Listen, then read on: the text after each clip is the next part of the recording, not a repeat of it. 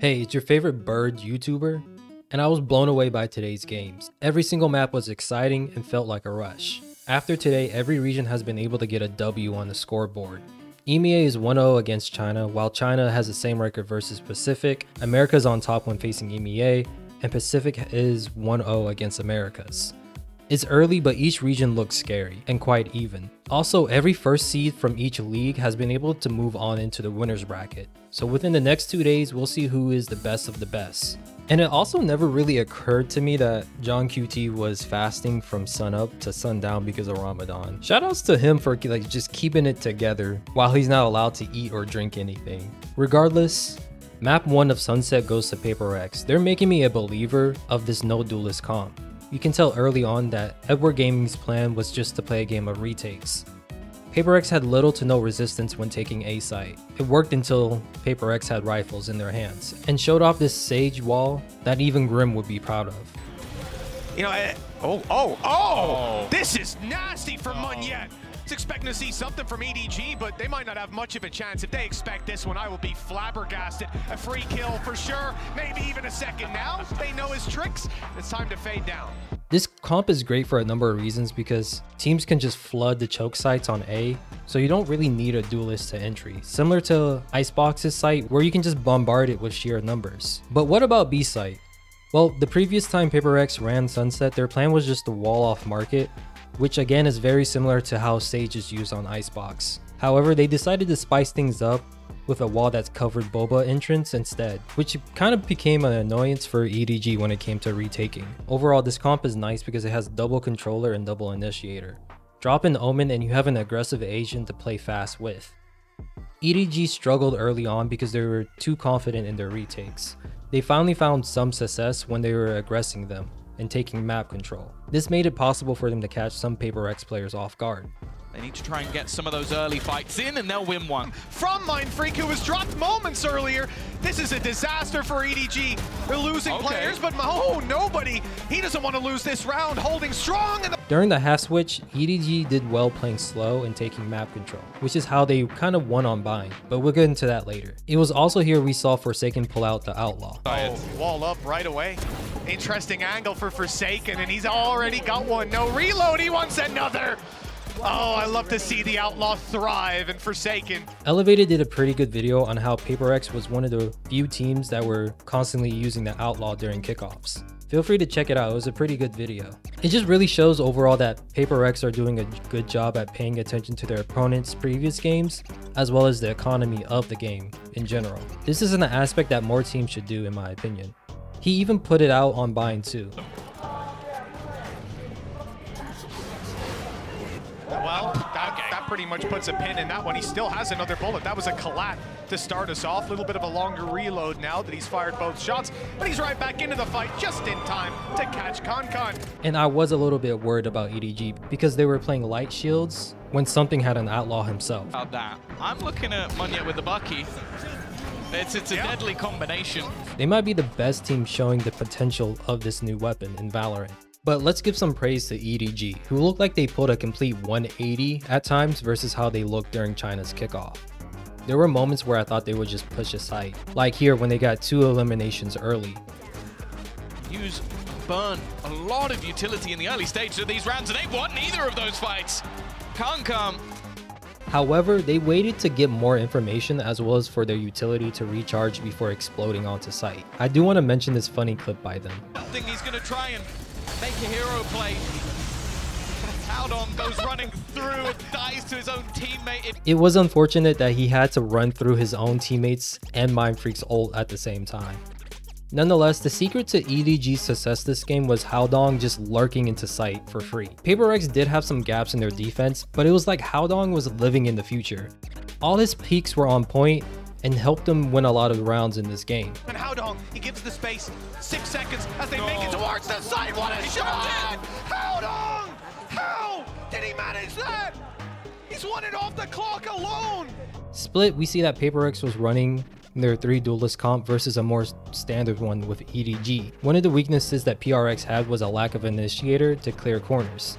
They overcame this by just 3 peeking angles, but the bigger problem in my opinion was a lack of heaven control on A site, and they hit this site the most and were not able to keep it despite them always planting for heaven. I remember watching a Thinking Man's video in the past where he talked about how important A heaven was, and it kind of reminded me of the Leviathan versus Loud game where Leviathan also had a sky, but their problem was just map control during post plants, where they just let Loud take control. Similar to Paper X, but at least Paper X had more people on site. It's just that they didn't have anyone watching from heaven, despite the bomb being planted for there. Even on B site, they were punished from above. You don't really need to take B heaven to win the rounds, but it does help.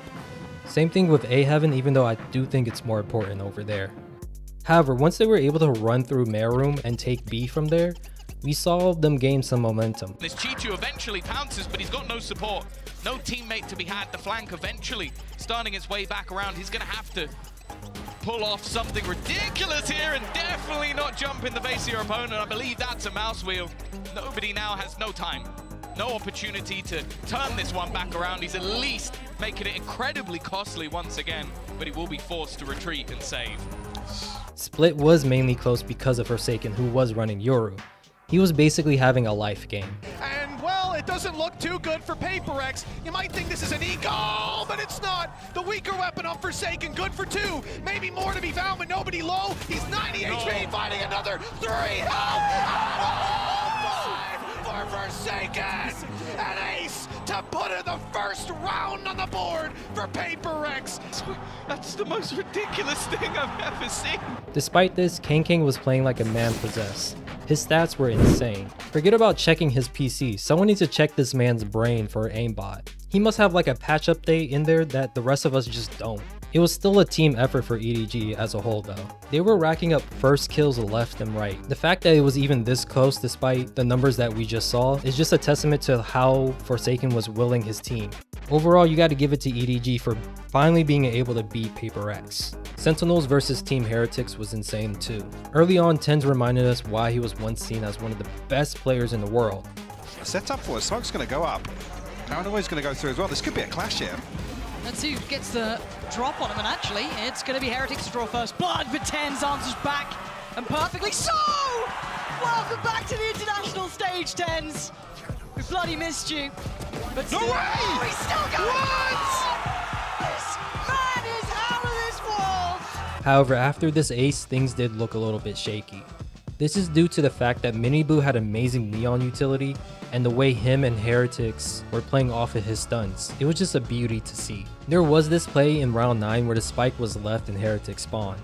I guess you could chalk it up to the young guns showing inexperience or just a brain fart. However, they did show some maturity in this situation.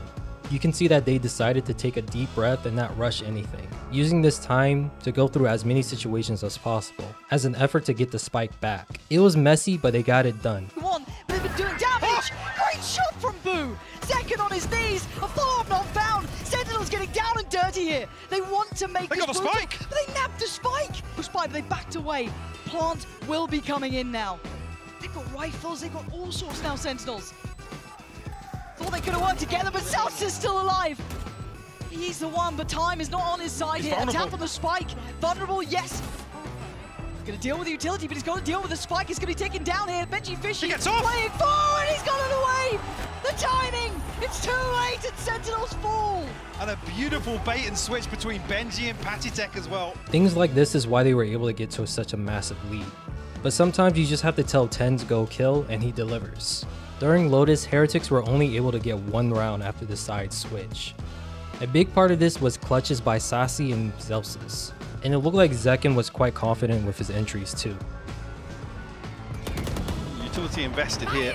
BenjiFishy going to respect this, backs away wisely, but Patitech might get caught in the corner, and he does. Especially on A site where they didn't have to worry about an enemy raise nade since Heretics were playing Neon instead. I do have to mention that Miniboo was showing off a bit of Neon op and even caught TenZ off guard due to how fast he was able to rotate from stairs to ropes. It also seems like the best Sheriff users in the world were on Team Heretics. BenjiFishy came up big with some shots, as well as Big Boo. Overall, this map was a roller coaster and Sentinels came out on top. However, on Sunset, we could tell that Heretics were out for revenge. They won pistols in convincing fashion, and then Sentinels failed to convert a force in round 2. This may have started a downward spiral for the team. And at this point, you could tell that Heretics were feeling themselves. maybe a bit too much. To a T. Absolutely. Dialed in right now. Yeah, that brother's starving. However, Sentinels were finally able to get a win on round 7. It was scrappy, but they took it in stride and were able to get to a scoreline of 8-4 at the half. However, on attack, Heretics typically like to plant the bomb against the wall and just run back to B main.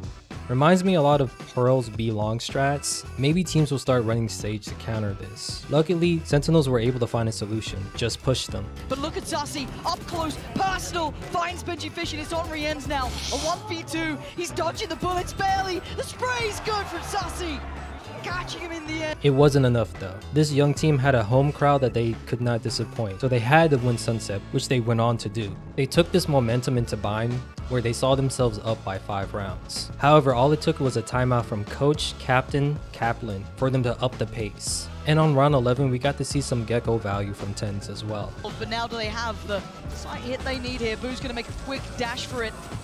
Pull back a little deeper. He's gotta be careful actually, that ult is coming and so is Second. And after the half switch, they kept their foot on the gas with an all-out brawl to start things off. Hold down long, hold on. I'm just gonna have to pause here. Zellsis just taking a wonder what's going on. That's actually TenZ and Zekken to find these kills here. Riens will respond, but the Sentinels coming out on top.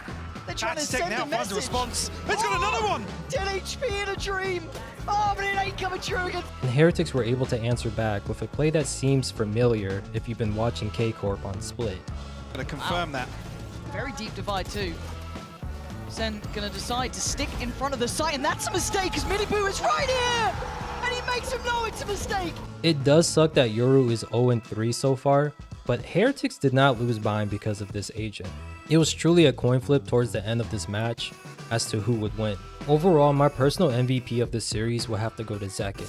The man had 17 first bloods, and 12 of those were on the attacker side. That's a high value duelist if I ever seen one. The MVP for Paper Rex versus EDG is tricky. I low-key want to give it to Forsaken just because of his efforts on Split, but it has to go to someone on EDG. Smoggy and KangKang both stepped up big for this team, especially Smoggy, who played 3 different agents today. But KangKang did have a higher ACS, average damage per round, and a ridiculous +9 first kill first death ratio. We kind of have to give it to him. When he was doing good, EDG was doing good.